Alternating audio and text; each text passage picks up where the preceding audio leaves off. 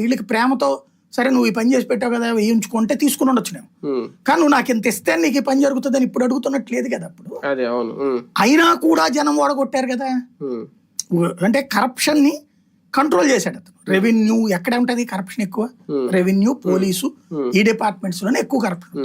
అవి అక్కడ అతను కంట్రోల్ చేశాడు. మున్సిపాలిటీ ఇట్లాంటి వాటిట్లో కంట్రోల్ చేస్తే కంట్రోల్ చేసిన ఉండొద్దని వీళ్ళని ఎన్నుకున్నారు. అంటే ఇప్పుడు ఏంటి కూటమి ప్రభుత్వం వాళ్ళు అలా చేయలేకపోతున్నారా? అప్పుడు చేసినట్టు ఇప్పుడు కూడా అలాగే హీరో అనిపించుకోవచ్చు కదా బాబు గారు. జనాలు అనుకోవాలిగా. ఇప్పుడు జనాల ఎమ్మెల్యేల మీద యాక్షన్ అప్పుడు తీసుకుని ఇప్పుడు ఎందుకు తీసుకోవట్లేదు? నేను అంటోంది అదే, ఆయన కోరుకున్నదే వీళ్ళు చేస్తున్నప్పుడు ఎందుకంటారంటనా.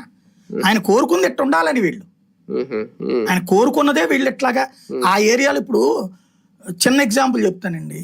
ఒక రౌడీ నాయకుడు, బెజవాళ్ళు 2 రౌడీ నాయకులు ఉన్నారు. వాళ్ళు మర్డర్లే చేశారా, పీకలే కోసారా, కిడ్నాప్లే చేశారా, ఇళ్లలో దాచేపెట్టారా, అన్నీ జరిగినాయి కదా. అప్పుడు వాళ్ళ అనుచరులు కానీ వాళ్ళకి ఓట్లు వేసిన వాళ్ళకి కానీ తెలియదు అది అన్ని. వాళ్ళు ఏమంటారు, మావాడు మంచి ఉద్దేశంతో కిడ్నాప్ చేస్తాడు, మావాడు మంచి ఉద్దేశంతో మర్డర్ చేస్తాడు. అట్లాగే ఇప్పుడు వీళ్ళు కూడా ఫీల్ అవుతారు.